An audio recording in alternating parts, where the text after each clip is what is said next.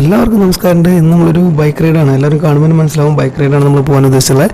ഇന്നത്തെ ട്രിപ്പ് എന്ന് പറയുന്നത് നമ്മുടെ സ്റ്റാർട്ടിംഗ് പോയിന്റ് ഋഷികേശും എൻഡിങ് പോയിന്റ് ലാൻഡ്സ്റ്റോൺ എന്ന് പറയുന്നൊരു സ്ഥലമാണ്. ലാൻഡ്സ്റ്റോൺ എന്ന് പറഞ്ഞിട്ടുണ്ടെങ്കിൽ ഒരു ഹിൽ സ്റ്റേഷനാണ്. ഹിൽ സ്റ്റേഷൻ എല്ലാവർക്കും പറഞ്ഞാൽ മനസ്സിലാവും. കുറേ വ്യൂ പോയിൻറ്റ്സ്, കുറേ കാര്യങ്ങളെല്ലാം ഇവിടെ കാണുന്നുണ്ട്. ഒരു വൺ ഡേ ട്രിപ്പ് എന്തായാലും ഇതിന് സ്പെൻഡ് ചെയ്യേണ്ടതായിട്ട് വരും. നമുക്ക് ഈ ലാൻഡ്സ്റ്റോണിൻ്റെ പ്രത്യേകത എന്ന് പറഞ്ഞിട്ടുണ്ടെങ്കിൽ അതൊരു ഹിൽ സ്റ്റേഷൻ മാത്രമല്ല, അത് ഒരു ചരിത്രപരമായ കുറേ സംഭവങ്ങൾ അതിലുണ്ട്. 1987 ഇത് ലാൻഡ്സ്റ്റോൺ എന്ന പേരെല്ലാം വന്നുള്ളത്. അതൊരു മിലിറ്ററി ക്വാർട്ടേഴ്സ്, മിലിറ്ററി ട്രൂപ്പ്, അങ്ങനെയുള്ള കാര്യങ്ങളൊക്കെയാണ്. അതൊരു കണ്ടോൺമെൻറ്റ് സോൺ കൂടിയാണ്. അവിടെ നമ്മുടെ സ്വാതന്ത്ര്യ സമര സേനാനികളുടെ അങ്ങനെയുള്ള ട്രൂപ്പുകളെല്ലാം അവിടെ ഉണ്ടായിരുന്നു. അപ്പോൾ അതിൻ്റെ കുറേ കാര്യങ്ങളും സ്മാരകങ്ങൾ അങ്ങനെയുള്ള കാര്യങ്ങളെല്ലാം നമുക്ക് അവിടെ കാണാനുണ്ട്. ഇപ്പോൾ ഈ ഋഷികേശ് എന്ന് പറഞ്ഞ സ്ഥലം ഭയങ്കര ഒരു നമുക്കെന്താ പറയേണ്ട ഒരു ടൂറിസ്റ്റ് പ്ലേസാണ്. അപ്പോൾ ഈ ഋഷികേശിൽ നിന്ന് അങ്ങോട്ട് പോകാമെന്ന് പറഞ്ഞിട്ടുണ്ടെങ്കിൽ ആ ട്രിപ്പ് നമുക്ക് എൻജോയ് ചെയ്യാൻ പറ്റുന്ന ഒരു ട്രിപ്പാണ്. ഇപ്പോൾ തന്നെ നമ്മൾ ഇവിടുന്ന് സ്റ്റാർട്ട് ചെയ്തു, ഋഷികേശിൽ സ്റ്റാർട്ട് ചെയ്ത് കഴിഞ്ഞാൽ നമ്മൾ ചില റോഡ് വഴിയാണ് പോയിക്കൊണ്ടിരിക്കുന്നത്. ഇപ്പോൾ നമ്മൾ കാണുന്നത് ചില എന്ന് പറയുന്നൊരു ഡാമുണ്ട്. ആ ഡാമിൻ്റെ വ്യൂ പോയിൻറ്റ്സാണ് നമ്മളിപ്പോൾ കണ്ടുകൊണ്ടിരിക്കുന്നത്. ഗംഗയിൽ നിന്നൊരു കൈവരി വന്ന് നമുക്ക് ഇപ്പം നമ്മുടെ അടുത്ത സൈഡിൽ കാണാൻ പറ്റും. ഒരു കൈവരി വന്ന് അവിടെ നിന്ന് ഈ വെള്ളമെല്ലാം ഒരു ഡാം ഹരിദ്വാറിലേക്ക് പോകുന്ന റൂട്ടാണ്. അവിടെ ഡാമിൽ ഒരു ചെക്ക് ഡാം പോലെ ഒരു ചില ഡാം എന്ന് പറയും. അപ്പോൾ അതിൻ്റെ റൂട്ടാണ് ഈ കാണിക്കുന്നത്.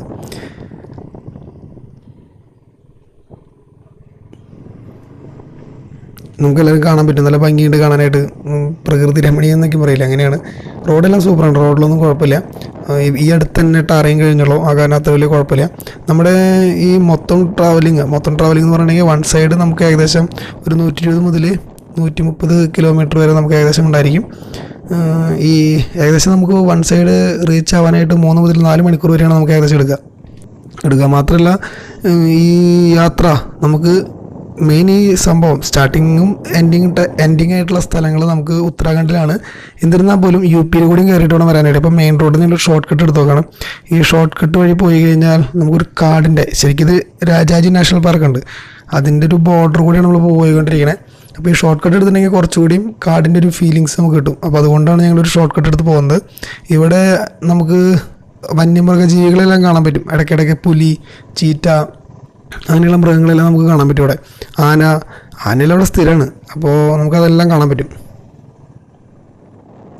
ഇപ്പോൾ ഈ പോകുന്ന റൂട്ട് എന്ന് പറയുന്നത്, അപ്പോൾ നമ്മുടെ റൂട്ട് ഋഷികേശിൽ നിന്ന് ചില റോഡിൽ നിന്ന് നമ്മൾ പിന്നെ നേരെ ഹരിദ്വാർ കയറും. ഹരിദ്വാർ എന്ന് പറഞ്ഞാൽ എല്ലാവരും പുണ്യസ്ഥലമാണ്, അത് നമുക്ക് അറിയാവുന്നതാണ്. അവിടെ നിന്ന് പിന്നെ UP വഴി നജീബാബാദ് വഴി കോട്ട്ദ്വാർ നിന്ന് പിന്നെ നേരെ ലാൻഡ്സ്റ്റോൺ എന്ന് പറയുന്ന സ്ഥലത്തേക്ക് നമ്മളെത്തും. പിന്നെ അവിടെ കുറച്ച് വ്യൂ പോയിൻറ്റ്സ് എല്ലാം കാണുന്നു. അത് കഴിഞ്ഞ് ഇന്നൊരു ഈവനിങ് ആകുമ്പോഴേക്കും നമുക്ക് തിരിച്ചു വരാൻ പറ്റും. നമ്മുടെ ഈ ട്രിപ്പ് സ്റ്റാർട്ട് ചെയ്തൊരു 8 മണി മോർണിംഗിലാണ് നമ്മൾ സ്റ്റാർട്ട് ചെയ്തത്. ഒരു 8 മണി 8:30 ആകുമ്പോഴാണ് നമ്മൾ സ്റ്റാർട്ട് ചെയ്തത്. ഏകദേശം ഒരു 3-3.5 മണിക്കൂറോളം നമുക്കിവിടെ ഇപ്പോൾ കനാലുകളെല്ലാം കാണാൻ പറ്റും.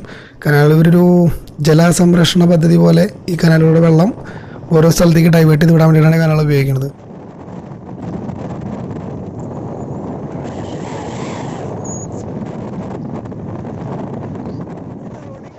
ഇപ്പോൾ ഇവിടെ നമ്മൾ വീണ്ടും ഹൈവേയിലേക്ക് കയറി.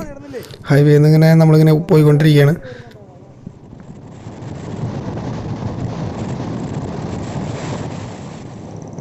ഇനി ഇവിടുന്ന് ഇപ്പോൾ ഒരു 44 കിലോമീറ്റർ ഉണ്ട് നമ്മുടെ യാത്ര. ഇതിലിപ്പോൾ എല്ലാം ഫുൾ വീഡിയോ ഞാൻ കാണിച്ചിട്ടില്ല, പ്രധാനപ്പെട്ട കാര്യങ്ങൾ മാത്രമേ ഞാൻ ഇതിൽ കാണിച്ചിട്ടുള്ളൂ. ഇനി ഇവിടുന്ന് കോട്ട്ദ്വാറിൽ പോകും. ഇത് ഈ പോകുന്ന റൂട്ടിൻ്റെ ഏകദേശം ഒരു 98% റോഡും നല്ല സൂപ്പർ റോഡാണ്. പക്ഷേ ഒരു ബാക്കിയുള്ള ഒരു 2% റോഡ് നമുക്ക് ഭയങ്കര കുണ്ടും കുഴിയും കാര്യങ്ങളൊക്കെയുള്ളതാണ്. അവിടെ മഴയും പിടിച്ചിലെല്ലാം ഉണ്ടായിരിക്കും. ഇപ്പോൾ ഈ പാലം കണ്ടോ, ഇത് മിലിറ്ററി ഉണ്ടാക്കിയിട്ടുള്ള പാലങ്ങളാണ്.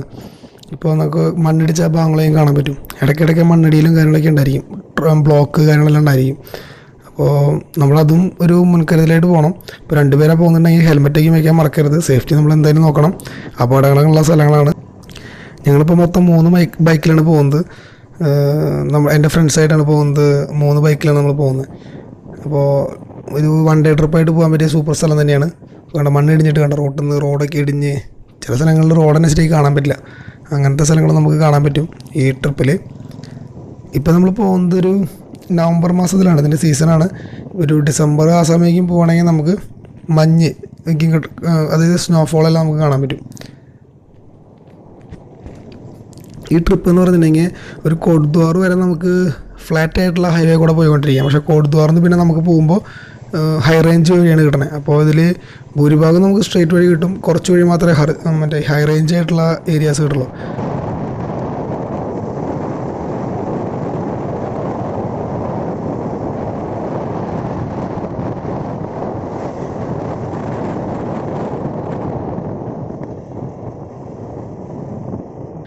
അപ്പോൾ അങ്ങനെയായിട്ട് ഇപ്പോൾ ഇവിടുത്തെ റോഡെല്ലാം കുറച്ച് മോശമാണ്.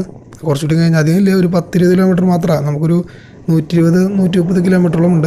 അത് കണ്ട് ഇതിപ്പോൾ നമുക്ക് കാണുമ്പോൾ കൊടൈക്കനാലിലേക്ക് ഒരു ഫീൽ അറ്റ്മോസ്ഫിയർ കിട്ടും. നല്ലൊരു അറ്റ്മോസ്ഫിയറാണ്.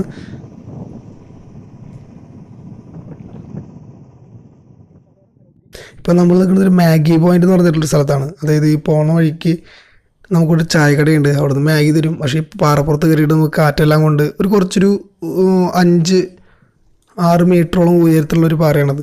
അപ്പോൾ അതിൻ്റെ മേലേക്ക് കയറിയിട്ട് നമുക്ക് അവിടെ ഇരുന്നിട്ട് സുഖമായിട്ട് ചായയും കാര്യങ്ങളെല്ലാം കുടിക്കാം. അതിനൊരു സെറ്റപ്പാണത്. അപ്പോൾ അവിടെ നിന്നുള്ള ഫോട്ടോ കാര്യങ്ങളെല്ലാം എടുത്ത് ശ്രദ്ധിക്കണം, വഴിക്ക് വിടാണ്ടിരിക്കുന്നത്. കാരണം ഇവിടെ അപകടങ്ങൾ എപ്പോഴും സംഭവിക്കുന്നതാണ്.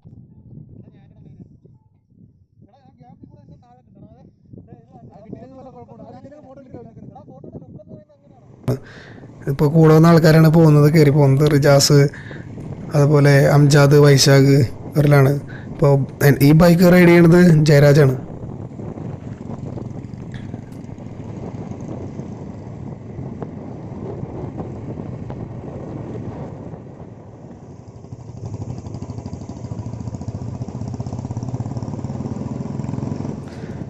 ഇതിപ്പോൾ കണ്ട ഞാൻ പറഞ്ഞില്ലേ വ്യൂ പോയിൻറ്റ്സ് ഇടയ്ക്കിടയ്ക്ക് കാണാൻ പറ്റുന്നത്. ആ വ്യൂ പോയിൻറ്റ്സ് ആണ് ഈ കാണുന്നത്. നല്ല ഭംഗിയുണ്ട്. ഇതിപ്പോൾ നമ്മൾ ഈ ലാൻഡ് സ്റ്റോൺ എത്തുന്നതിനേക്കാൾ മുന്നേ അവിടെ ഞാൻ ഓൾറെഡി പറഞ്ഞു മിലിറ്ററി ഏരിയ ആണ്. അപ്പോൾ അവിടെ നമുക്ക് ഒരു ടിക്കറ്റ് എടുക്കണം. 5 രൂപയാണ് ബൈക്കിന് വരുന്നത്. ഇപ്പോൾ ലാൻഡ് സ്റ്റോൺ എത്തി. അപ്പോൾ അതിൻ്റെ ഹരിദ്വാറ, പിന്നെ അതുപോലെ അവരെ ഗർവാൾ ഹൗസ് അതെല്ലാം നമുക്ക് കാണാൻ പറ്റും. ഓരോരോ മെസ്സ് അങ്ങനെയുള്ള കാര്യങ്ങളെല്ലാം ഉണ്ട്. ഇപ്പോൾ നമ്മളിത് ഈ മാർക്കറ്റിനുള്ളിലൂടെ പോകണേ, ഈ ലാൻഡ് സ്റ്റോൺ മാർക്കറ്റിനുള്ളിലൂടെയാണ് നമ്മൾ പോകുന്നത്. നമ്മൾ ആദ്യത്തെ ഒരു പോയിന്റ് എന്ന് പറഞ്ഞുള്ളത് സെൻറ്റ് ജോൺസ് ചർച്ചാണ്. ഈ സെൻറ്റ് ജോൺസ് ചർച്ച് എന്ന് പറയുമ്പോൾ നമുക്ക് 1930കളിൽ വെച്ചതാണ് സെൻറ്റ് ജോൺസ് ചർച്ച്. ഇത് നല്ലൊരു വ്യൂ പോയിൻ്റാണ്. അത് കഴിഞ്ഞ് നമ്മൾ അടുത്ത ഒരു സ്പോട്ടിലേക്കാണ് ഇനി പോയിക്കൊണ്ടിരിക്കുന്നത്. ഇത് സെൻറ്റ് മേരീസ് ചർച്ചാണ്. 1895 കാലഘട്ടത്തിൽ പണിതതാണ്. ഇപ്പോൾ ഈ കൊറോണ കാരണം ഇതെല്ലാം അടച്ചിട്ടൊക്കെയാണ്.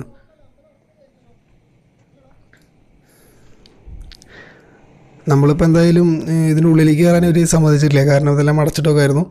അതുപോലെ തന്നെ ഇതിൻ്റെ അടുത്തൊരു വ്യൂ പോയിൻ്റാണ്. അത് കഴിഞ്ഞ് പിന്നെ അടുത്തൊരു സൂപ്പറാണ്. അവിടെ നിന്നൊരു ഇതെല്ലാം 2 കിലോമീറ്റർ 1 കിലോമീറ്റർ 2 അങ്ങനത്തെ കിലോമീറ്റർ അടുത്തുള്ളൂ. ഇതെല്ലാം ഒരു 2 കിലോമീറ്റർ അല്ലെങ്കിൽ ഒരു 3 കിലോമീറ്റർ 5 കിലോമീറ്റർ ആ ഒരു ഡിഫറൻസിലാണ് ഇതെല്ലാ സ്ഥലങ്ങളും സ്ഥിതി ചെയ്യുന്നത്. ഇത് ബുള്ള താല് എന്ന് പറയും. അതായത് ബുള്ള എന്ന് പറഞ്ഞൊരു കുളം, തടാകം, അതാണ് അവർ ഉദ്ദേശിച്ചത്. ഇവിടേക്ക് എൻട്രി ഫീസ് 150 രൂപയാണ്. ഒരു 1.5 മണിക്കൂർ നേരം നമുക്ക് ഇതിൽ സ്പെൻഡ് ചെയ്യാൻ പറ്റും. ഇതിൽ പെഡൽ ബോട്ട്, അതുപോലെ അരയന്നങ്ങൾ, പിന്നെ ഇതിലിങ്ങനെ ഈ തടാകത്തിൻ്റെ ചുറ്റും നമുക്ക് വിശ്രമിക്കാനുള്ള ഏരിയാസ്, അങ്ങനെ എൻജോയ് ചെയ്യാനുള്ള സ്ഥലങ്ങളെല്ലാം ഉണ്ട്. ഇതൊരു 150 രൂപയാണ് വരുന്നത്. ഇപ്പോൾ കൊറോണയായപ്പോൾ ഒരു സ്ലോട്ട് ഇട്ടുണ്ട്. ഓരോ സ്ലോട്ട് ഇത്ര സമയം മുതൽ ഇത്ര സമയം ഓരോ സ്ലോട്ട്.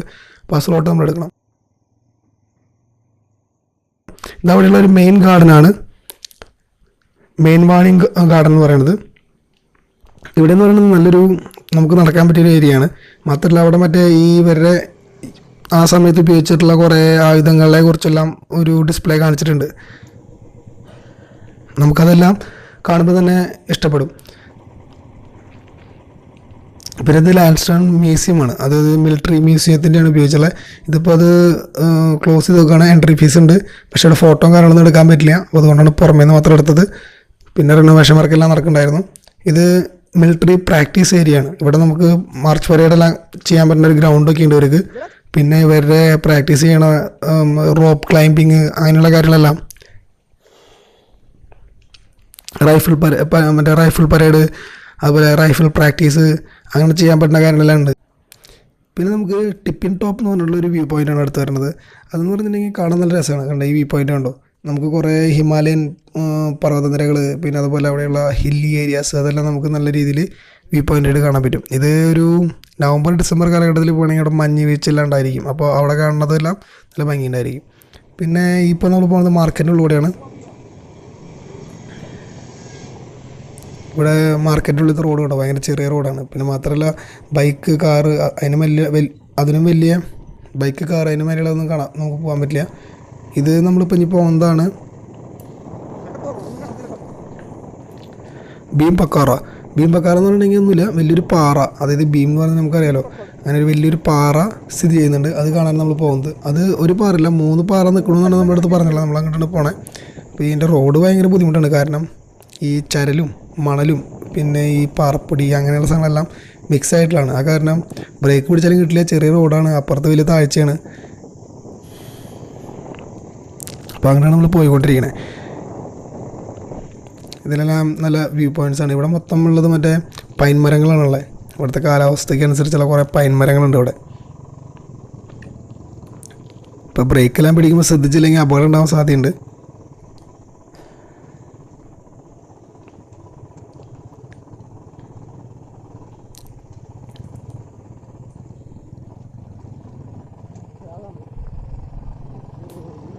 നമ്മൾ ഏകദേശം സ്ഥലത്ത് എത്താറായിട്ടുണ്ട്. അതാ കാണുന്നതാണ് നമ്മുടെ ഭീം പക്കോറ, അതായത് ഭീം പാറ എന്ന് പറയുന്നത്. ഇപ്പോൾ നമ്മുടെ റിജാസ് സാഹസികമായിട്ട് അതിൻ്റെ മേലേക്ക് കയറാൻ പോവാണ്.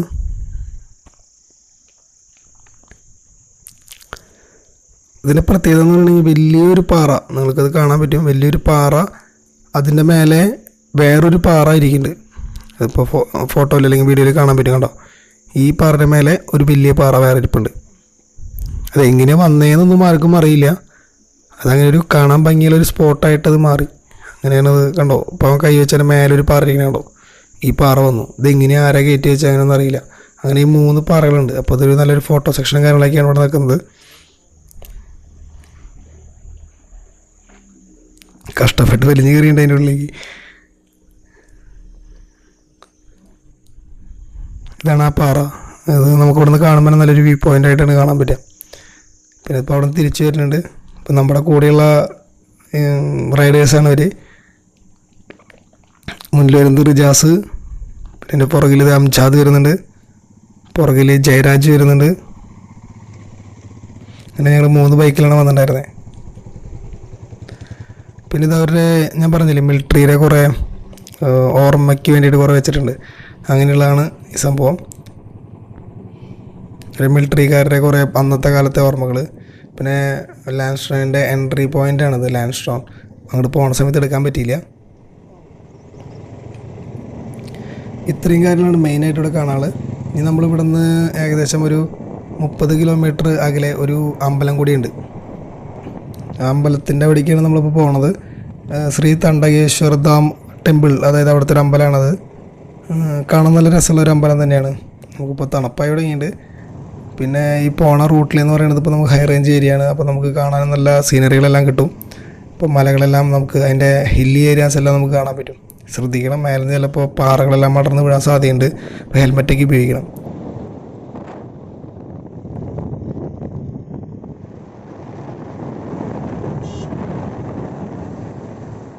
ഈ കണ്ടത് ഇതാണ് ശ്രീ തണ്ടകേശ്വർ ധാം മന്ദിർ എന്ന് പറയുന്ന സ്ഥലം. ഇവിടെ നിന്ന് നമ്മളൊരു 2 മുതൽ 3 കിലോമീറ്റർ, 2 കിലോമീറ്റർ കഷ്ടി നമ്മൾ നടക്കാനുണ്ട്.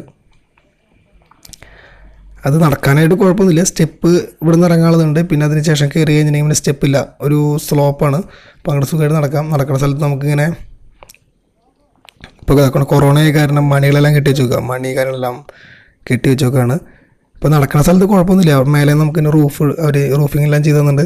അപ്പോൾ ഇങ്ങനെ നടന്നു പോയാൽ മതി, സുഖമായിട്ട് നടന്നു പോകാം. പക്ഷേ ഒരു പ്രത്യേകതയുണ്ട്, എല്ലാവരും സാധാരണ രീതിയിൽ ഈ ട്രക്കിംഗ് എല്ലാം ചെയ്യുമ്പോൾ കയറ്റം കയറിയിട്ടാവും പോവുക മലയുടെ മേലേക്ക്. അത് കഴിഞ്ഞിട്ടാണ് ഇറങ്ങി വരിക. ഇപ്പോൾ ഈ ഋഷികേശ് അല്ലെങ്കിൽ ഉത്തരാഖണ്ഡ് എന്ന് പറഞ്ഞാൽ നമ്മൾ സാധാരണ എല്ലാ ട്രക്കിങ്ങും മലയുടെ മേലേക്ക് കയറുമ്പോൾ ഭയങ്കര ബുദ്ധിമുട്ടാണ് കയറുക. പക്ഷേ ഇതിൻ്റെ പ്രത്യേകത എന്ന് പറയുന്നത് ഈ അമ്പലത്തിലേക്ക് നടക്കുന്നത് ഒരു സ്ലോപ്പാണ്. അപ്പോൾ ഇറങ്ങി പോകാനായിട്ട് സുഖമാണ്. അത് കഴിഞ്ഞ് തിരിച്ച് കയറുക എന്ന് പറയുമ്പോൾ ബുദ്ധിമുട്ടായിരിക്കും. കാരണം തണുപ്പും കാര്യങ്ങളൊക്കെ ആകുമ്പോൾ തിരിച്ച് കയറി വരുമ്പോൾ കുറച്ച് ബുദ്ധിമുട്ടുണ്ടായിരിക്കും. അപ്പോൾ നടക്കാൻ മടിയുള്ള ആൾക്കാർ, അങ്ങനെയുള്ള ആൾക്കാരൊക്കെ അങ്ങോട്ട് പോകുന്ന സമയത്ത് സുഖമായിട്ട് അങ്ങോട്ട് പോകും. പക്ഷേ തിരിച്ച് കയറുമ്പോൾ ബുദ്ധിമുട്ടായിരിക്കും. പിന്നെ ഇവിടെ കാറ്റ്, മഴ അങ്ങനെ ഉണ്ടാകുമ്പോൾ ഇതിൻ്റെ മേലേക്കൊക്കെ മരം വീണിട്ട്, ഇതിന് മുന്നത്തെ പ്രാവശ്യം വന്ന സമയത്ത് അവിടെ ഇങ്ങനെ മരയ്ക്ക് വീണിട്ട് ഇവിടുത്തെ ഈ നടവരിയെല്ലാം നാശമായി കിടക്കുമായിരുന്നു. ഇപ്പോൾ അത് അവരെല്ലാം ക്ലിയർ ആക്കിയിട്ടുണ്ട്. ഇതെല്ലാം ക്ലിയർ ആക്കിയിട്ടുണ്ട്. നമുക്ക് ഈ സൈഡിൽ കാണാം മരങ്ങളെല്ലാം ഒടിഞ്ഞ് വീണ് കിടക്കുന്നത്. അങ്ങനെ ഈ മരങ്ങളെല്ലാം ഒടിഞ്ഞ് വീണ് കിടക്കുന്നുണ്ട്. അപ്പോൾ അതൊന്ന് മുറിച്ച് മാറ്റിയെന്ന് കൊണ്ടപ്പോൾ അവർ ഇപ്പം മഴകളും കാര്യങ്ങളെല്ലാം വരുമ്പോൾ അവിടേക്ക് അത് വീഴും.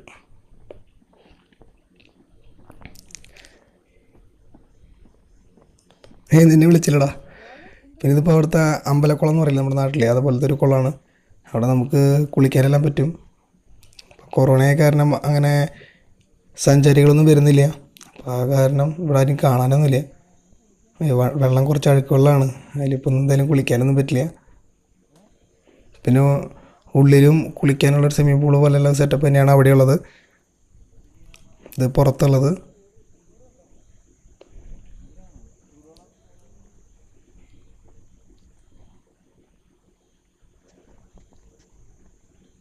കണ്ട ഉള്ളിലും വെള്ളം കെട്ടി കിടത്തിയൊക്കെയാണ്.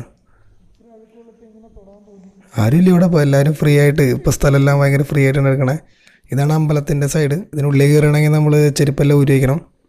ഈ അമ്പലത്തിന് വേറെ പ്രത്യേകത, ഇങ്ങനെ കയറി പോകുന്നതുണ്ടോ, ഈ കയറി പോകുന്നത് ഒരു സെപ്പറേറ്റ് വഴിയാണ്. പക്ഷെ ഇറങ്ങി വരാനായിട്ട് വേറൊരു വഴിയുണ്ട്. ഇവിടുത്തെ അമ്പലത്തിൻ്റെയും പ്രത്യേകതയാണ് ഈ കയറി പോണ ഭാഗത്തെല്ലാം 2 സൈഡിലും മണി ഇങ്ങനെ കെട്ടിയിട്ടില്ലേ, അതിങ്ങനെ അടിച്ചടിച്ചുകൊണ്ട് പോകാനായിട്ട്. ഇപ്പോൾ കൊറോണയെ കാരണം നമ്മൾ അടിക്കണമെന്നില്ല. ഇതിപ്പോൾ അമ്പലത്തിൻ്റെ ഉൾവശം നമ്മളെത്തി. ഇതാണ് അമ്പലത്തിൻ്റെ ഉൾവശം. ഉൾവശത്ത് അമ്പലം കാര്യങ്ങളൊക്കെ ആയിട്ട് അതിൻ്റെ പ്രതിഷ്ഠകളും കാര്യങ്ങളെല്ലാം ആയിട്ടുണ്ട്. അവിടെ കാര്യങ്ങൾ സാധിക്കാൻ വേണ്ടിയിട്ട് കയറ് കെട്ടിയിടുക, അതൊക്കെയും പരിപാടിയുണ്ട് ഇവിടെ.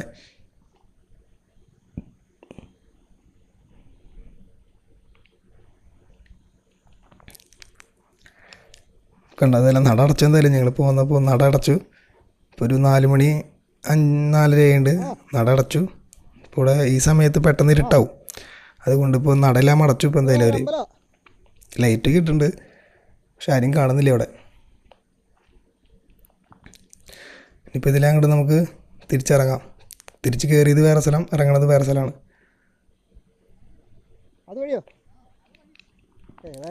ഇതൊരു പൈൻ മരങ്ങളാണ് ഈ കാണുന്നത്.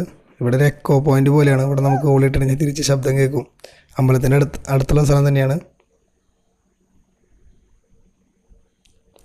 രാത്രി ഞങ്ങൾ തിരിച്ചു പോകുമ്പോൾ ഈ ഇരുട്ടായി. പക്ഷേ ഇത് വഴിയിൽ ആനനെ കണ്ടു ഞങ്ങൾ. അപ്പോൾ ആ വീഡിയോ കൂടി ആഡ് ചെയ്തിട്ടുണ്ട്. കാരണം കാട്ടുമൃഗങ്ങൾ, ഞാൻ പറഞ്ഞില്ല ഓൾറെഡി, കാട്ടുമൃഗങ്ങൾ ഇറങ്ങുന്ന സ്ഥലമാണ്. അപ്പോൾ നമുക്ക് പോണ വഴിക്ക് നമുക്ക് ആനനെ കാണാൻ പറ്റി.